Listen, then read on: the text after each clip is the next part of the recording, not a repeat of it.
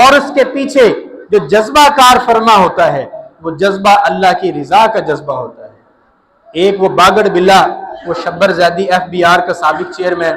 آج کل بڑے باگڑ بلے اسلام کے خلاف بکواس کرنے آئے ہوئے ہیں۔ میں عام طور پر ایسے الفاظ کا استعمال نہیں کرتا، لیکن جو لوگ علل اعلان وہ ٹی وی پہ آ کر، میڈیا پہ آ کر اسلام کے خلاف بکواس کرے، شاعر کے خلاف بکواس کرے، اور اس میں تعویل کی بھی کوئی گنجائش نہ ہو، ہوتا ہے نا تعویل کی گنجائش ہوتی کہ شاید اس کا مطلب یہ ہو، تعویل کی بھی گنجائش نہ ہو، اللہ کے خلاف، اللہ رب العزت کے خلاف وہ بکواس کر رہے ہیں، اللہ کے حبیب کے خلاف بکواس، اسلام کے خلاف بکواس کر رہے ہیں، تو پھر ہم انہیں ایک ایسے نام کیوں نہ دیں؟ تو وہ باگڑ بلا یہ کہہ رہا تھا کہ جو اللہ سے ڈر کا جو جذبہ ہے نا، یہ کار فرما نہیں ہوتا، اللہ کا ڈر کوئی چیز نہیں ہے، فلاں ہے فلاں۔ تو میں اسے بتانا چاہتا ہوں کہ یہ دیکھو، اللہ کا ڈر اس کو کہتے ہیں کہ اللہ کا ڈر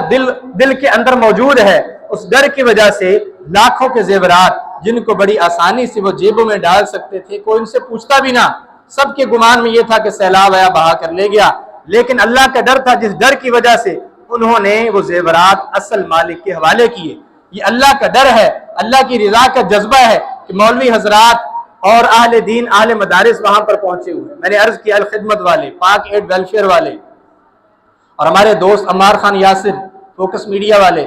اور اسی طرح انوار ختم نبوت ٹرسٹ والے، یہ سارے جو میں نام لے رہا ہوں نا، یہ سارے مولوی حضرات ہیں۔ مادر علمی جامعۃ الرشید والے، یہ سارے مولوی حضرات ہیں۔ 95%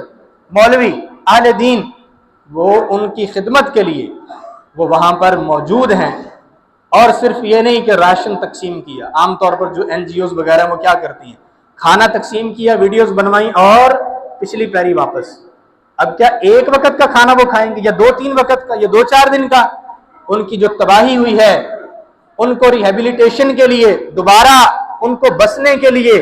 کئی مہینے چاہیے، تو ان کے ساتھ رہنا، ان کی غمخواری کرنا، ان کے گھروں کی صفائی ستھرائی کرنا، ان کے ساتھ لاشیں تلاش کرنا، اور ان کو جو ہے راشن پکا کر دینا، کھلانا، زخمیوں کی تیمارداری کرنا، ان کا علاج کرنا،